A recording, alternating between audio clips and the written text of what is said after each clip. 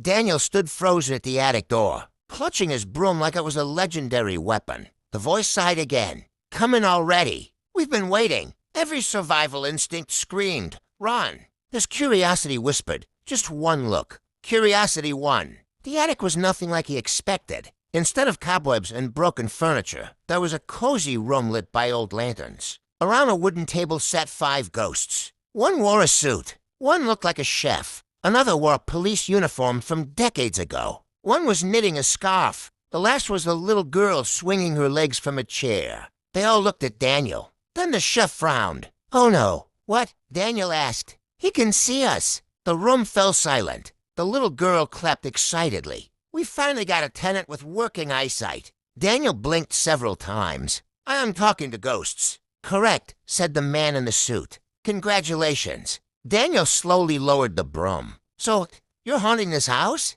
The ghosts looked at one another before bursting into laughter. "Haunting." The police officer wheezed. "We're the ones being haunted." "By who?" The suit pointed downstairs. "The landlord." Daniel frowned. "The old man?" "Yes. He keeps collecting rent from us." Daniel stared.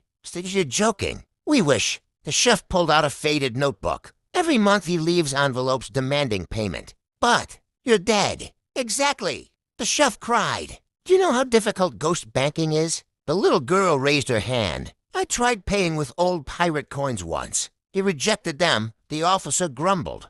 Daniel couldn't believe what he was hearing. "So why don't you just leave?" The ghost suddenly became serious. The woman knitting spoke for the first time. "We can't." She pointed to an old grandfather clock standing in the corner. "Our souls are tied to that clock. It belonged to the house's first owner. If it's destroyed, we disappear forever." Daniel looked closer. The clock wasn't ticking. Yet every few seconds, its hands moved by themselves. Backwards, then forwards, then backwards again. A chill ran down his spine. What does the landlord want? The suited ghost leaned closer. He isn't just collecting rent. He's collecting time. Daniel frowned. What does that even mean? Every payment gives him one more year of life. Daniel laughed nervously. That's impossible. Before anyone could answer, the lights went out. The attic door slammed shut. Heavy footsteps echoed up the stairs. Not slow this time. Deliberate. Confident. The ghost stood at once. The little girl's smile disappeared.